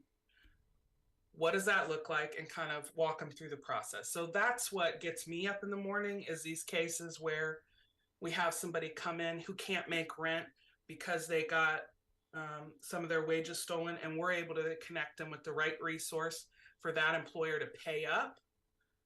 And then that worker, that's not ever the end of the story, right? That worker always goes on more empowered and more knowledgeable and helps other workers and other friends. And it's kind of like the beginning of organizing to come together with your coworkers and work for a better workplace, better safety, and better treatment. No, that's fantastic. So last line of questioning, because you've hit on where I wanted to end with this, is, if you feel you're being cheated, if you feel that something, like this has happened to you, what do you do?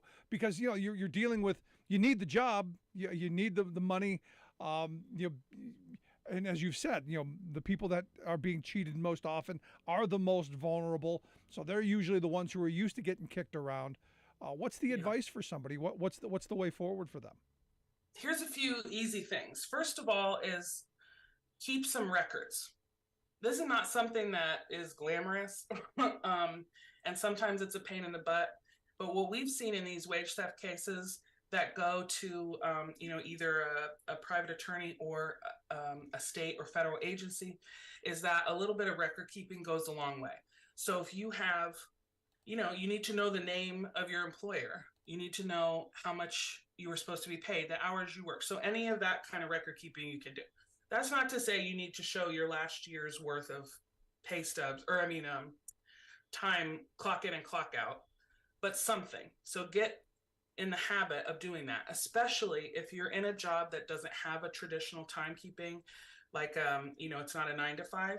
If it's construction, or if it's a weird schedule where you're working different shifts every week, keep track of some stuff, because if you keep track of it and your employer says something else, then you have some leverage. The second thing I would say is to reach out to a worker center. Most cities have a worker center, but even if a city near you doesn't have a worker center, just find the closest one. If somebody calls me from Pittsburgh and says, at the Central Ohio Worker Center, and says, hey, I need some help, we're going to connect them to the right person. The worker centers more and more are getting connected regionally, and with partners that can kind of help direct, like, oh, there's not a worker center there, but talk to this person. Yeah, we should take the terrorism message. If you see something, say something, because this is economic terrorism. That's what I would do. I would take some notes, write some stuff down, and then I'd reach out to a worker center, because they're going to help you. They're going to help figure out what your right next step is to make sure you're not retaliated against and that you get your money. There you go. Good stuff. And maybe reach out to the folks at Policy Matters Ohio. Absolutely. We'll connect you. There you go. The website, policymattersohio.org. Allie Smith, I appreciate you taking some time for us. Appreciate you. Good stuff. Make sure you check out the piece that they've got over at cleveland.com on this. We'll make sure we get links out on social media. Gonna take a quick break. Right back. Stick around. You're listening to The Rick Smith Show. We're working people. Come to talk.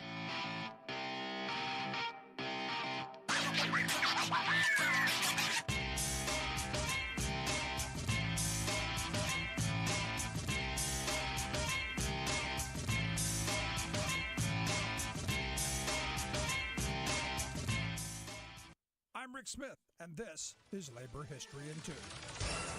On this date in labor history, the year was 1915. On this date, the most popular labor song in the United States was completed in Chicago. Ralph Chaplin, an Industrial Workers of the World activist, artist, and writer, was in town for a demonstration against hunger. He finished writing Solidarity Forever, a song he had started working on the year before at a miners' strike in West Virginia. Set to the popular tune John Brown's Body or the Battle Hymn of the Republic, the song became the anthem of the U.S. labor movement. Solidarity Forever continues to be a staple during countless union meetings, on picket lines, and May Day and Labor Day events throughout the nation. Also on this day in labor history, the year was 1963. On this day, President John F. Kennedy signed Executive Order 10988, which recognized the right of federal employees to join a union. The 1935 Wagner Act, which had ensured the right to organize a union, had excluded federal employees from that protection. Although they won the right to organize, under Kennedy's order, federal employees were denied the ability to go on strike. Even with this limitation,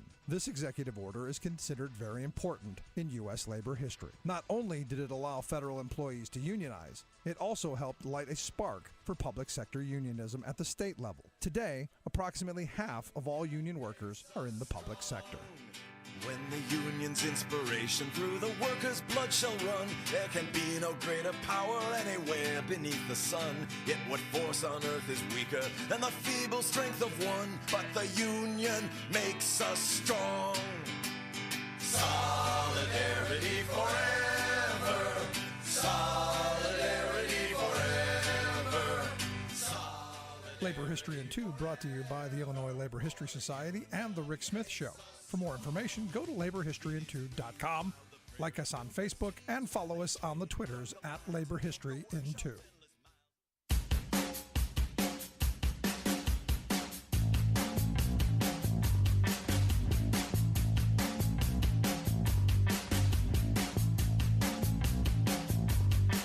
Welcome back to The Rick Smith Show. Check out our website, thericksmithshow.com. Questions, comments, something in your mind, email me, rick at thericksmithshow.com. So, I look at this wage theft issue, and this is one of those things that, no one should be on the wrong side of. If you work, you should be paid for it. And I've had people give me this, overtime, we can be flexible. No, the law is what the law is. I know that the right and corporate interests want to keep pushing this flexibility of, we'll move overtime from 40 hours a week to, 160 hours a month. To which, if you can work 160 hours in a week, which they try and get you to do, you can't. But they would try just to cheat you out of the overtime. Look, I get being business friendly. I want businesses to be wildly profitable. I do. As a union guy, I want them to be as profitable as they can be. I want them to use my labor as effectively as possible to make themselves a great profit so that come negotiation times, we can sit down and I can get some of that. It's when the pie gets bigger kind of thing, the George Bush, got to make the pie bigger. This is that. And we want more of it. The sad reality is a lot of businesses go into business to figure out how to game the system, how to figure out how they're going to manipulate their workers, make them, we're going to increase productivity quotas. We're gonna cut around the edges. We'll have people work through breaks. You name it. It's out there. And the sad reality is too many people aren't empowered or don't know that they're being cheated. And when this starts at a young age, understand that first job you get, because, during the break, I was thinking about it. I'm going, wait a second. When I said I've never been cheated out of wages, that's not accurate. I went back to when I was 16. I started thinking, wait a second. No, I worked for a fast food place for a bit. I got stiffed there. I worked, construction for a summer. That guy really, really stiffed me. Well, hold on, wait a second. And I started thinking about it, going, wait a minute. No, there were a couple of times as a low-wage young worker where I've been cheated. Been a long time. Hasn't happened since. Learned the lesson. But when you're in that low-wage cycle, it becomes the cost of being poor. It becomes part of what you're accustomed to. When you're down and everyone's kicking you, one more kick, I guess, isn't the end of the world. So when you start training young workers, like their first job, because everyone wants to do the best that they can do. Everyone starts that first job like a brand new baby with all the hope and opportunity and wide-eyed optimism that they can muster. And then over time, they're beaten down. But if you get those workers early and you start cheating them early to where they go, oh, this must be how it is. The boss wants me to come in 15 minutes early to set up and is not going to pay me. That just must be how it is. Ask anyone who works in a restaurant who has to come in and set up the tables and do all the prep work and don't get paid for it. If you get trained early to where, oh, well, I'm just going to work through my lunch because, my coworkers need me, the boss needs me, times, and you don't get your time off, you don't get paid for your breaks, you don't get those things, you start to get accustomed to getting ripped off. And yes, being forced to work through your break is a form of wage theft. That is time that is yours, that you should be able to do what you need for yourself. But I know, no, you just got to be a good team player. I love this nonsense. Yeah, I want to be a good team player, but not at the expense of my family. And when you see these numbers, I mean, I like the folks over at Policy Matter who put out this op-ed over at cleveland.com. I like the fact that they said, look, here's the image. Put this in your mind.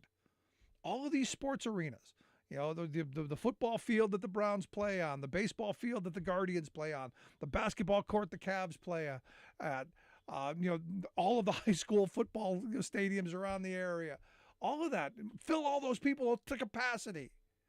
Jam-pack them with people.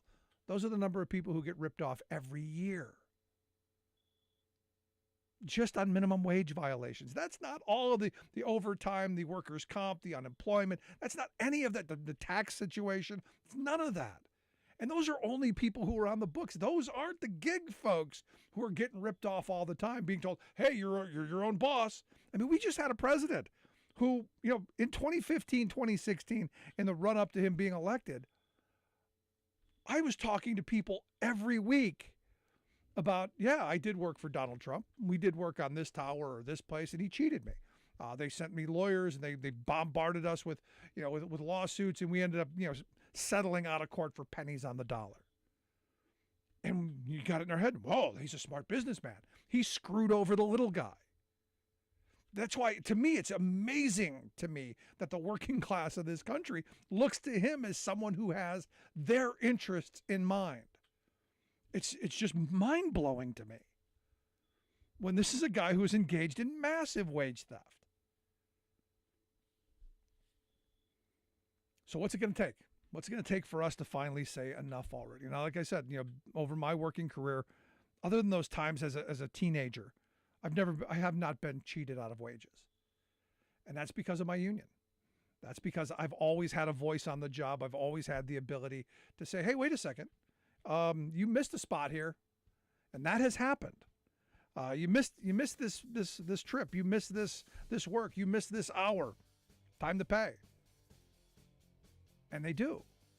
You just got to stand up for it. You got to fight for it. And for me, that's what a union helps you do. Empowerment. And that's what scares corporate America.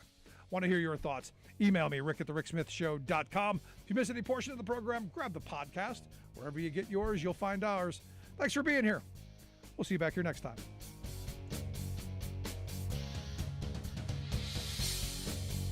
You've been listening to The Rick Smith Show. Email Rick at rick@thericksmithshow.com. Until next time, this has been The Rick Smith Show, where working people come to talk.